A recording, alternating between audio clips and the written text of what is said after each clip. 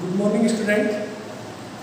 देखिएगा, कल की क्लास में हमने 12th क्लास हिंदी मीडियम के लिए हमारा रिवीजन स्टार्ट किया था और उसके लिए जो हमने वीडियो अपलोड किया है उसके हैंड रिटन नोट्स आपके ग्रुप के अंदर भी अपलोड हो चुके हैं। वीडियो है और उसके साथ साथ में क्या है, हैंड रिटन नोट है। कल हमने लास्ट क्लास में आवेश के बारे में पढ़ा था, स्थिर वैद्युतिकी के बारे में पढ़ा था और आवेश के गुण धर्म के बारे में पढ़ा था। ठीक है ना। तो जो आप आवेश के साथ साथ जो भी आप वीडियो देख रहे हैं उनके साथ साथ आपको राइट डाउन नोट करना है। ठीक है, क्योंकि जितना आप वर्क करेंगे तो आपके लिए आगे के लिए उतना ही इजी काम हो जाएगा। ठीक है, तो अपना स्टडी मटेरियल, नोट्स और प्रिपरेशन तैयार रखिएगा। जैसे अब स्कूल स्टार्ट होती है, देखिएगा अब रिवीजन स्टार्ट करा रहे हैं, इसका मीन्स अब ये चैप्टर दोबारा नहीं पढ़ाया जाएगा। ठीक है, तो जो आज का नेक्स्ट क्लास है उसके अंदर अगर हम बात करें नेक्स्ट टॉपिक की, that is method of charging, यानी आवेश संकेत प्रकार। आवेश संकेत प्रकार यानी किसी भी वस्तु को हम आवेशित कैसे कर सकते हैं। कोई भी वस्तु अगर उदासीन है तो हम उसको आवेशित कैसे करेंगे, तो किन किन मेथड का हम यूज करते हैं उनको हम क्या बोलेंगे, आवेशन के प्रकार। क्लियर।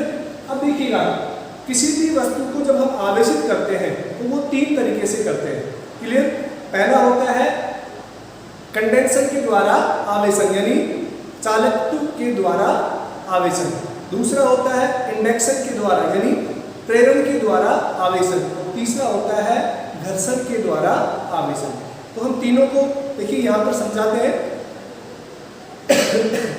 और जो वीडियो है उसमें आपको इसके साथ ही लैंग्वेज है वो मिल जाएगी। तो पहला है आवेशन के प्रकार के अंदर जो फर्स्ट आवेशन है दैट इज चालन द्वारा आवेशन। चालन द्वारा यानी चार्जिंग बाई कंडेंसर। चालन मतलब कोई भी वस्तु अगर चालक है, ठीक है, उसमें जो करंट प्रवाहित हो रहा है तो इसका मीन्स क्या हो गया, वो प्रोसेस क्या कहलाती है, चालन। ठीक है, तो चालन द्वारा आवेशन देखिए कैसे होता है कि आपके पास एक कोई ये गोलाकार वस्तु है, ये कैसी है, अनावेशित वस्तु है। कैसी वस्तु है, अनावेशित, यानी इसके ऊपर कुल चार्ज कितना है, 0। अनावेशित का मतलब कुल चार्ज कितना हो गया, 0। ठीक है, अब देखिएगा कुल चार्ज 0 है, इसका मतलब ये नहीं है कि इसके ऊपर इलेक्ट्रॉन नहीं है और प्रोटॉन नहीं है। इसके ऊपर नंबर ऑफ इलेक्ट्रॉन और नंबर ऑफ प्रोटॉन क्या है, बराबर है। ठीक है ना। तो देखिएगा यानी कुल अनावश्यक वस्तु है, इसका मतलब क्या है कि जो इलेक्ट्रॉन और प्रोटॉन है वो क्या है, बराबर संख्या में इस तरह से पूरे के अंदर फैले हुए हैं। अब देखिएगा हमें इसको आवेशित करना है। ये पूरी चालक वस्तु है, ये कुचालक स्टैंड पे रखी हुई है। कहां पे रखी हुई है, कुचालक स्टैंड। अब हम क्या करते हैं, जैसे हमें इसको धनात्मक आवेश करना है, यानी इसको कैसा करना है, धनात्मक आवेश करना है, तो हम क्या करेंगे, इसके पास एक धनात्मक आवेशित क्षण लेके जाएंगे। मतलब एक आवेशित क्षण लेते हमने, इसके ऊपर जो धनावेश है वो अत्यधिक मात्रा में है, यानी धनावेश का जो घनत्व है वो क्या है, अत्यधिक मात्रा में। क्लियर। तो देखिएगा जैसे हम इसको इस वाले गोले से, इस चालक गोले से टच कराते हैं, ठीक है ना। जैसे हम टच कराएंगे तो क्या होगा कि यहां पर जो धनावेशित क्षण है, ये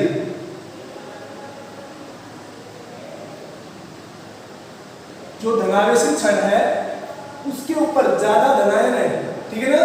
तो क्या होगा कि इस वस्तु से इलेक्ट्रॉन इधर ट्रांसफर हो जाएंगे। देखना ये धनायन उधर नहीं जाएंगे, हमेशा याद रखना इलेक्ट्रॉन ही ट्रांसफर होते हैं। ठीक है ना। तो यहां पर ज्यादा है उच्च वोल्ट हो गया, ठीक है ना, हाई पोटेंशियल, ठीक है ना, और यहाँ पर क्या हो गया कम वोल्ट। तो क्या होगा कि ये जो पॉजिटिव चार्ज के ऊपर ज्यादा आवेश है, ठीक है, ये क्या होगा इस वस्तु के अंदर से धीरे धीरे नेगेटिव चार्ज में ट्रांसफर होने लग जाएगा, ठीक है। तो क्या होगा कुछ समय बाद कि ये जो आवेश है इसके ऊपर धनात्मक आवेश हो जाएगा। कैसा हो गया धनात्मक आवेश। ये क्या होता है चालन द्वारा आवेश है। जैसे आपके पास दो वस्तु है, ये बिल्कुल न्यूट्रल वस्तु है यानी उदासीन है, इसके ऊपर कोई भी चार्ज नहीं है। अगर आपने दूसरी वस्तु को इसके ऊपर जैसे 10 कूलाम चार्ज है, कितना कूलाम चार्ज है 10, ये उदासीन है और इसके ऊपर कितना कूलाम चार्ज है 10, लेकिन दोनों बिल्कुल सेम है, इन दोनों का आयतन भी सेम है, दोनों की जिस धातु से बने हैं वो भी क्या है सेम है। तो क्या होगा कि जैसे हम इन दोनों को टच कराते हैं तो दोनों के ऊपर आवेश क्या हो जाता है बराबर हो जाता है, रीडिस्ट्रीब्यूशन हो जाता है, आवेश का पुनर्गठन हो जाता है, ठीक है। तो ये क्या होता है चालन के द्वारा आवेशन। जैसे कि आप एक ये गोलाकार वस्तु है, इसके ऊपर आवेश कितना है 0, Q बराबर कितना है 0। अगर आपने एक दूसरा गोलाकार वस्तु है उसको टच करा दिया आपने इसके साथ ही, ये जो दूसरी मैं यहाँ पे लिख रहा हूँ इसके ऊपर अभी कितना है, तो जैसे आपने इसको टच कराया, अब तक चाहे तो आप दोनों को आपस में टच करा सकते हैं या किसी भी चालक तार के द्वारा आप टच करा सकते हैं। जैसे आपने दोनों को टच कराया, जैसे मान लीजिए इसके ऊपर Q का मान कितना है 10 कूलाम है, तो अब क्या होगा जैसे यहाँ से टच होगा तो दोनों के ऊपर जो आवेश है वो कितना कितना हो जाएगा, इसके ऊपर भी 5 कूलाम हो जाएगा और इसके ऊपर भी कितना हो जाएगा 5 कूलाम, ठीक है ना।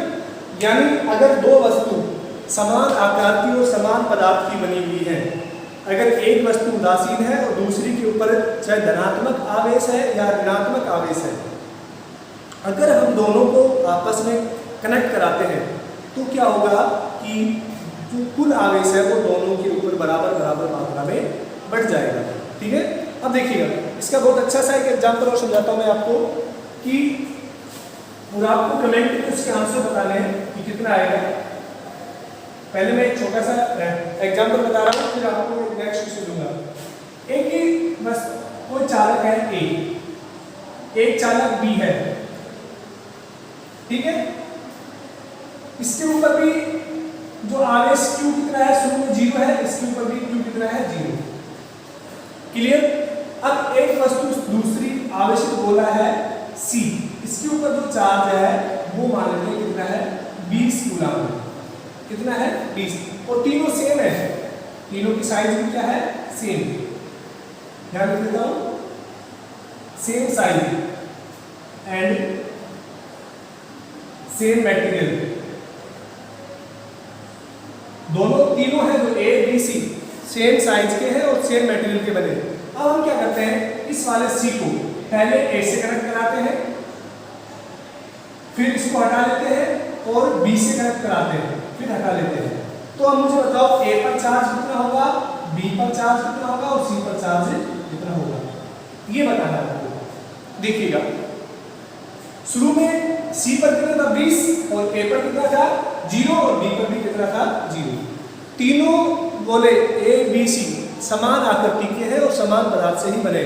तो देखिएगा जैसे ही हम C को A से टच कराते हैं तो दोनों के ऊपर बराबर बराबर हो जाएगा, कितना, इसके ऊपर भी 10 हो जाएगा और इसके ऊपर भी कितना हो जाएगा 10, क्लियर।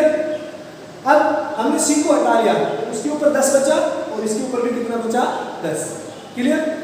अब हमने क्या किया इस C को B से टच करा दिया, अब देखो इसके ऊपर 10 है और इसके ऊपर 0 है तो इनका भी आधा आधा हो जाएगा, यानी कितना बचेगा 5 और इसके ऊपर भी कितना बचेगा 5, यानी लास्ट में फाइनल में A के पास 10 कूलाम बचेगा, B के पास 5 कूलाम बचेगा और C के पास भी 5 कूलाम बचेगा, ठीक है। अगर दूसरा केस देता हूं मैं कि ये ABC है, शुरू में ये समझ में आया कि कैसे डिस्ट्रीब्यूट हुआ है चार्ज। अब देखिए नेक्स्ट लेते हैं हम, अगर C के पास 20 है और Q के पास है, जो A के पास है वो हम मान लेते हैं कितना है 10 है, और B के पास है वो है माइनस का 5। क्लियर? ये 20 कूलम है प्लस का, ये प्लस का है और ये भी ये माइनस का है। अब देखिएगा अगर हम ABC को टच कराते हैं और फिर लास्ट में कितना बचता है, देखो अगर हम C को A से टच कराएंगे तो कितना कितना हो जाएगा मुझे बताओ, कैसे करेंगे? देखो इधर 20 है और इधर 10 है, टोटल कितना हो गया 30। 30 का आधा आधा यानी C के ऊपर कितना बचेगा 15 बचेगा, और इसके ऊपर भी कितना बचेगा 15। अब ये नहीं रहेगा, ठीक है ना, कितना आएगा 15 आ जाएगा, ठीक है ना, और इसके ऊपर भी 15 हो जाएगा। क्लियर? अब देखिएगा हमने रिमूव कर लिया, अब C को हम B से टच कराते हैं। C को हमने किससे टच कराया B से। अब देखिएगा यहाँ पर प्लस का 15 है और यहाँ पर माइनस का 5 है, तो अगर हम टोटल की बात करें तो टोटल कितना हो जाएगा 10 बचेगा। 15 में से 5 तो माइनस कर दिया हमने, 10 बचा। अब 10 में से भी दोनों के पास आधा आधा, यानी इसके पास भी 5 रहेगा और इसके पास भी 5 कूलम चार्ज रहेगा। इस तरह से आप निकाल सकते हो। अब मैं आपके लिए एक होमवर्क दे रहा हूं, आपको कमेंट में बताना है कि कितना आंसर आएगा, ठीक है? दिमाग लगाना है थोड़ा सा और फिर लास्ट में बताना। तीनों सेम है, ये A मान लेते हैं, ये B मान लेते हैं और ये C मान लेते हैं।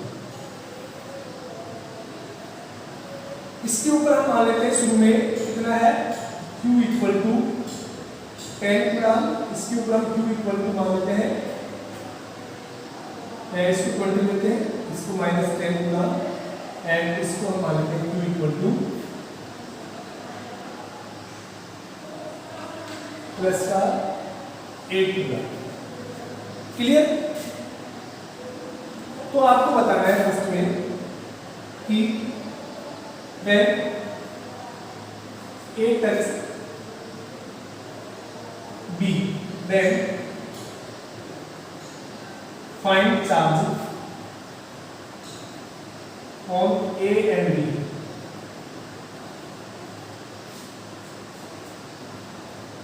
मैं आपको देता हूँ, यानी A और B को टच कराने के बाद A और B पर कितना चार्ज होगा, ठीक है ना। सेकंड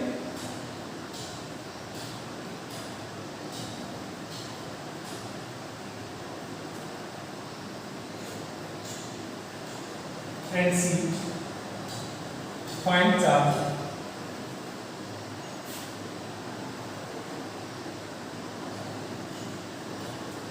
यानी B और C को जब हम टच करा के अलग करते हैं सेपरेट, तो कितना चार्ज बचेगा B पर, B और C पर, ठीक है ना। और थर्ड क्वेश्चन है आपके पास, if A, B and C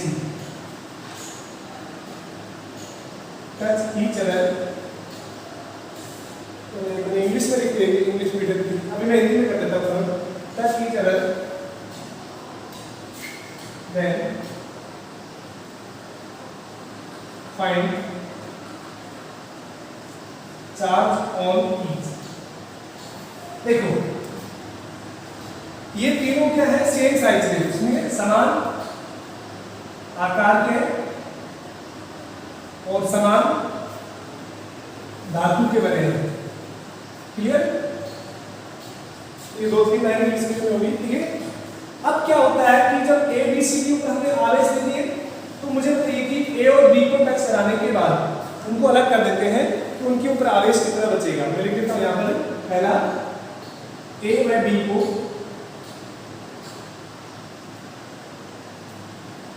संतृप्त करने के बाद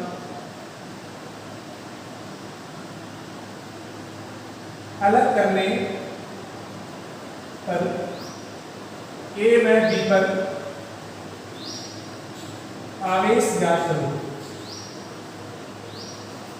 ठीक है। A और B पर ज्ञात करें, A और B को टच कराया फिर सेपरेट कर दिया। अब बताना है आपको A पर कितना चार्ज है और B पर। सेकंड में क्या है कि B और C को हमने टच कराया एक बार और फिर सेपरेट कर दिया। अब बताओ B पर कितना चार्ज बचा है और C पर कितना चार्ज बचा है, ठीक है ना। सेकंड में ये बताना है। थर्ड में करके हमने एक बार तीनों को टच करा दिया, A B C को तीनों को एक साथ टच कराया और तीनों को सेपरेट कर दिया। अब ए पर बताओ कितना बचेगा, बी पर कितना बचेगा और सी पर कितना बचेगा, ये आपको बताना है, ठीक है ना। तो आई होप आप करेंगे इसको और कमेंट में आप इसका रिप्लाई करेंगे, ठीक है ना।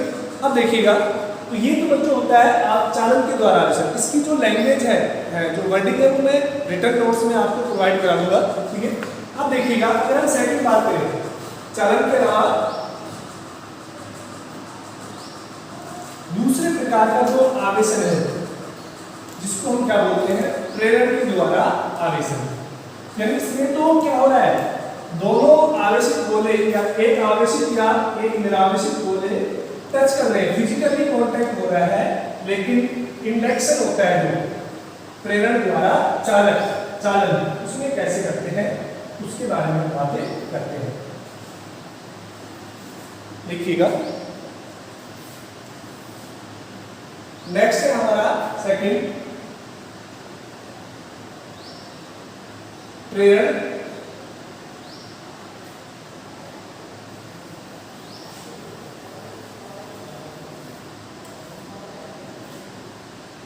दूसरा वाला प्रेरण द्वारा चालन।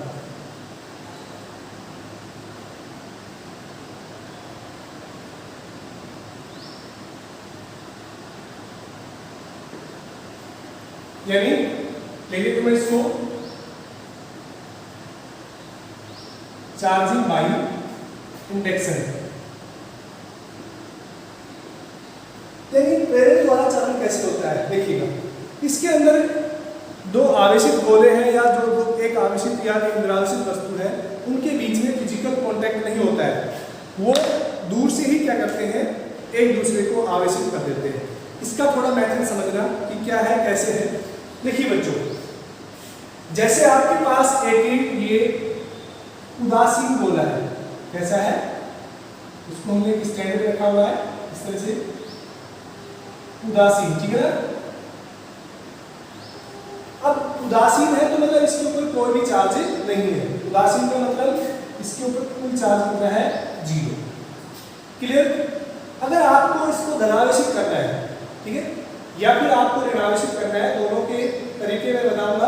आपको जैसे इसको धनावेशित करना है तो आप क्या करेंगे, इसके पास देखो ये उदासीन है तो जितने भी प्लस और माइनस है वो क्या है, एक जगह पर इकट्ठे ना होकर कहीं कहीं पर क्या है, फैले हुए हैं।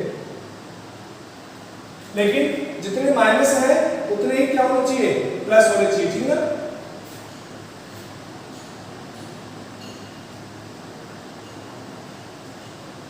ठीक है ना। अब देखिएगा, जैसे हम इसको धनावेशित करना चाहते हैं तो हम क्या करेंगे, इसके पास ये फर्स्ट स्टेप है कि ये उदासीन गोला है। सेकंड स्टेप में हम क्या करेंगे, इसको धनावेशित करना है, तो धनावेशित करने के लिए क्या करेंगे हम, इसके पास एक ऋणावेशित क्षण लेके आते हैं। कैसे क्षण लेके आते हैं, ऋणावेशित। ध्यान रखना, जब धनावेशित करेंगे तो कौन सी क्षण लेके आएंगे, ऋणावेशित। अब ऋणावेशित क्षण की उसी क्या होगा कि इसके जो धन आवेश है वो एक तरफ शिफ्ट हो जाएंगे। क्यों, क्योंकि जो ऋणात्मक आवेश है वो धनात्मक आवेश को अपनी ओर खींचेगा, ठीक है। और जो इस गोले के जो ऋणात्मक आवेश है वो क्या होगा, दूसरी तरफ शिफ्ट हो जाएंगे, क्योंकि ये ऋणात्मक क्षण है, उसके ऋणात्मक आवेश को प्रतिकर्षित करेगी। कैसी क्षण है, ऋणात्मक क्षण, क्लियर। अब देखिएगा, ये होगा। अब थर्ड स्टेप में हम क्या करते हैं कि ये जो गोला है इसका इस वाले भाग को जहां पर नेगेटिव आवेश है उसको हम क्या कर देते हैं, भू संपर्कित कर देते हैं। इस क्षण को नहीं हटाएंगे, अभी हम क्षण को ऐसे कैसे हटाएंगे, और इसको क्या करते हैं हम,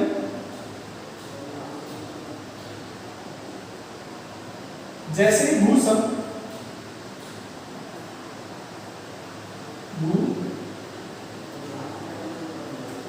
संपर्कित करते हैं तो क्या होता है, जो भी ऋणात्मक आवेश है वो कहां ट्रांसफर हो जाते हैं, ग्राउंड के अंदर, ठीक है ना। यानी इस वस्तु के ऊपर केवल कौन सा चार्ज बचा भी, धनात्मक, ठीक है ना। अब हम क्या करते हैं फोर्थ स्टेप में कि इस क्षण को भी हटा लेते हैं और इस भू संपर्कित तार को भी हटा लेते हैं, ठीक है। तो ये जो आवेश है इसके ऊपर बचा हुआ है वो क्या होगा, इस पूरे के अंदर फैल जाता है। ठीक है, तो अब वो देखिए शुरू में उदासीन था, अब कैसा हो गया, वो धनावेशित हो गया।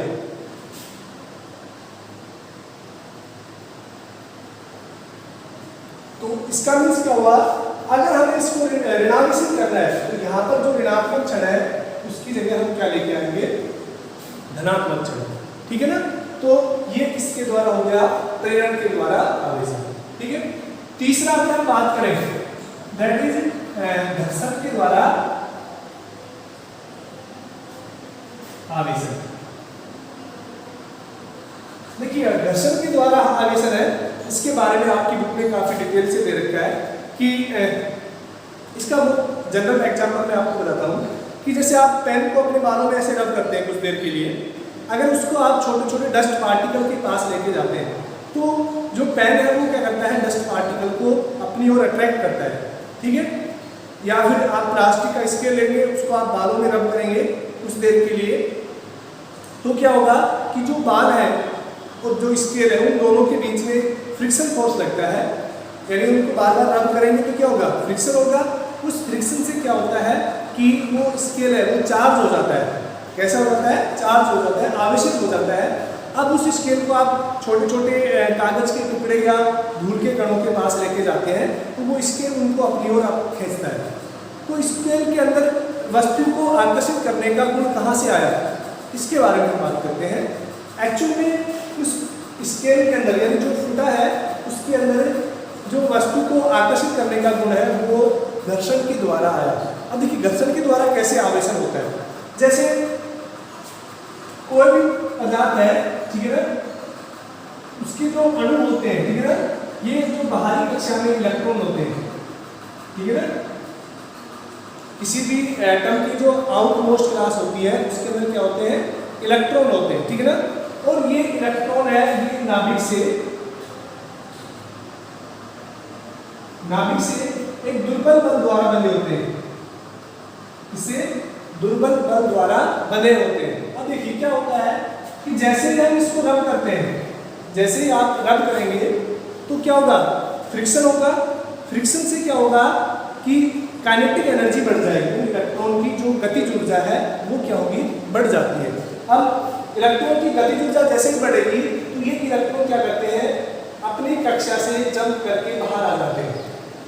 ठीक है ना, तो देखिएगा अगर आप एक वस्तु A है और एक वस्तु B है, अगर आप दोनों को रब करते हैं आपस में तो एक वस्तु क्या होगा, रब करने से क्या होगा, जो गतिज ऊर्जा है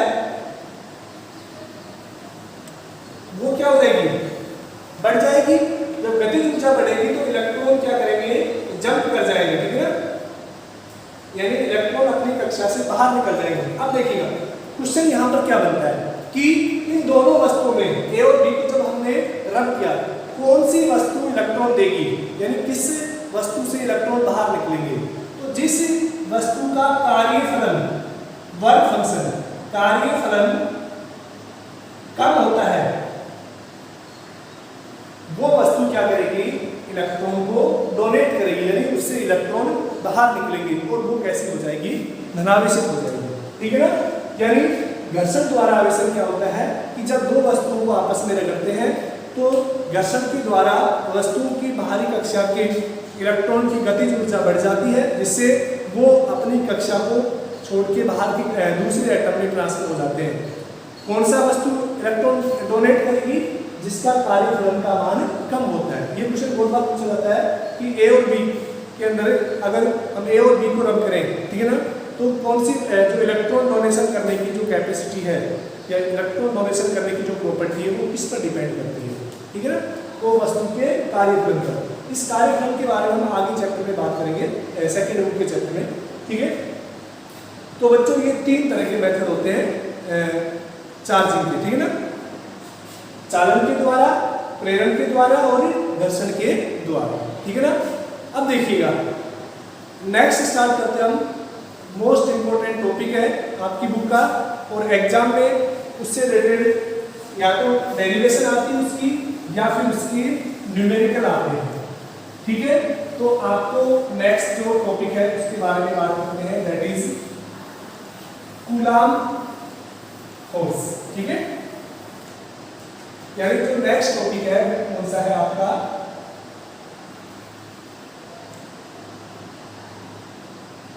कूलाम बल। किसी बुक में इसको कूलाम के नियम से भी दे रखा है, ठीक है ना, या किसी बुक में इसको स्थिर विद्युत बल की दे रखा है। ठीक है, यानी इसको हम एक्चुअली क्या बोलते हैं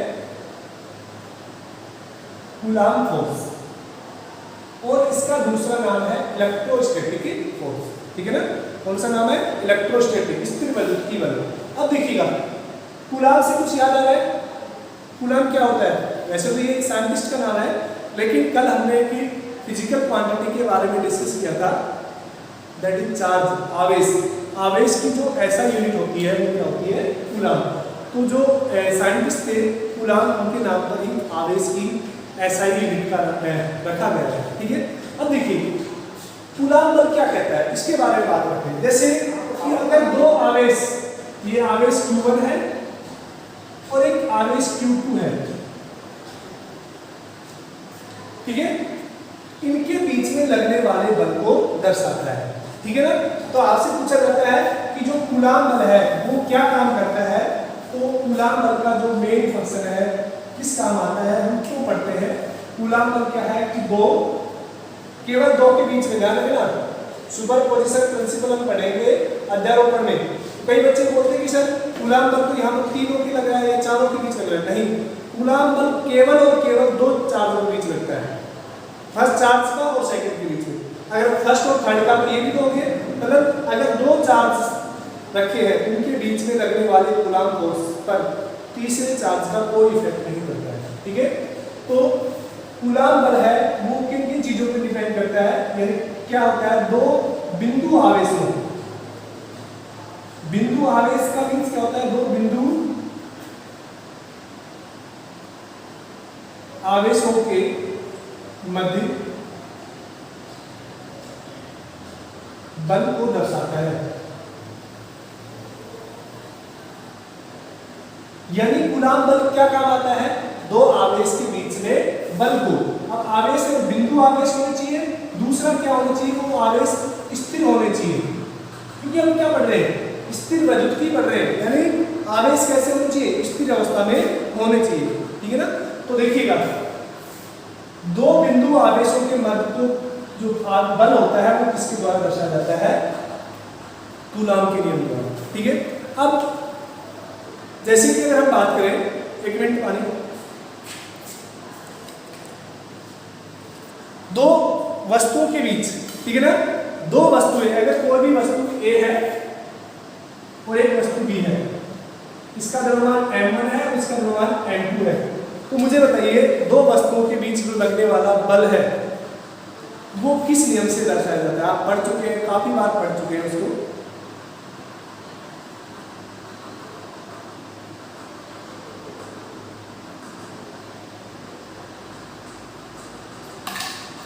eleventh class first book 8 chapter याद है, ग्रेविटेशन, यानी दो वस्तुओं के मध्य लगने वाला जो बल है वो गुरुत्वाकर्षण बल कहलाता है, और दो आवेशों के मध्य लगने वाला बल कौन सा कहलाता है, कूलाम बल कहलाता है। ठीक है, अब देखिएगा, अब हम बात करते हैं कूलाम बल के बारे में। और कूलाम बल क्या कहता है कि मान लेते हैं दो आवेश है, ये आवेश Q1 है और एक आवेश Q2 है, ये दोनों कहां पर रखे हुए हैं, हवा में रखे हैं या फिर निर्वात, यानी इन दोनों के बीच में कोई दूसरी मीडियम नहीं है, हवा है या फिर निर्वात, एक ही बात है। ठीक है, अब देखिएगा, और इन दोनों के बीच की दूरी, यानी केंद्र से जो दूरी है, इन दोनों के केंद्र के बीच की दूरी है वो कितनी है, r मान लेते हैं। ठीक है ना, अब मुझे बताइए, देखिएगा कूलाम बल की बात करें तो कूलाम बल क्या कहता है कि दो बिंदु आवेशों के बीच लगने वाला बल F कौन सा, ई लिख देता हूं मैं यहाँ पर, कंफ्यूज नहीं होंगे आप। F इलेक्ट्रोस्टैटिक, यानी जो बल है F वो किसके समानुपाती होता है, दोनों आवेशों के गुणनफल के समानुपाती होता है। ठीक है ना, ये फर्स्ट नियम दिया था कूलाम ने कि दो बिंदु आवेशों के मध्य लगने वाला बल एक तो दोनों आवेशों के गुणनफल के समानुपाती होता है और दूसरा ये किसके समानुपाती होता है, 1/r² के, यानी दूरी के व्यस्तक्रम के वर्ग के समानुपाती। ध्यान देना, अगर मैं बोलता हूं देखो f 1/r यानी f है वो r के समानुपाती है या व्यस्तक्रमानुपाती है, f है r के व्यस्तक्रमानुपाती है। लेकिन अगर मैं बोलता हूं f 1/r के समानुपाती है या व्यस्तक्रमानुपाती है, इसमें ध्यान देना आपको ग्राफ में आप फंसेंगे कि ग्राफ कई बार पूछता है कि कूलाम बल में f और r के बीच का ग्राफ और f 1/r के बीच का ग्राफ, तो दोनों केस में बच्चे सेम बना देते हैं, लेकिन अलग अलग होता है। देखिएगा तो कूलाम बल क्या कहता है कि पहला कि दोनों चार्जों के गुणनफल के समानुपाती होता है, ठीक है। दूसरा, अगर जो दूरी है दोनों के बीच की, दूरी के वर्ग के व्यस्तक्रमानुपाती, केवल अगर हम दूरी की बात करें तो दूरी के वर्ग यानी स्क्वायर के व्यस्तक्रमानुपाती होता है। ये दो हो गए किसके नियम, कूलाम के। तो यहां से हम क्या लिख सकते हैं कि जो F है वो किसके समानुपाती हो जाएगा, Q1 Q2/r²। अब देखिएगा जब भी समानुपाती चिन्ह हटेगा तो आपको पता है एक नियतांक आता है, ठीक है ना। तो देखिएगा जब भी ये F हम लिखेंगे तो एक नियतांक आ जाता है K, Q1 Q2/r²। यहां K क्या है कि कूलाम नियतांक है, ठीक है ना। और बच्चों K के बारे में हम थोड़ा और पढ़ेंगे बाद में। तो K का जो वैल्यू है वो 1/4πε0 होता है, ठीक है। कई बुकों में आपको 1/4πε0 मिलेगा, ठीक है ना। तो ये क्या होता है, कूलाम बल का फॉर्मूला। यानी कूलाम बल किन किन दो चीजों पर निर्भर करता है, एक तो दोनों आवेशों के गुणनफल के समानुपाती, दूसरा उनके बीच की दूरी के व्यस्तक्रमानुपाती होता है, ठीक है। अब देखिएगा तो ये क्या हो गया, यहाँ पर K क्या है, एक समानुपाती नियतांक है जिसको हम क्या बोलते हैं 4πε0। अगर हम यहाँ पर कूलाम नियम के सदिश फॉर्म में लिखें,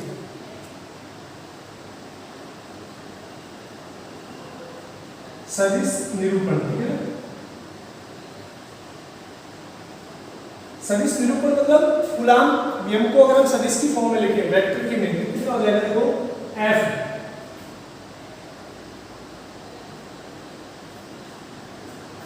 एक मिनट,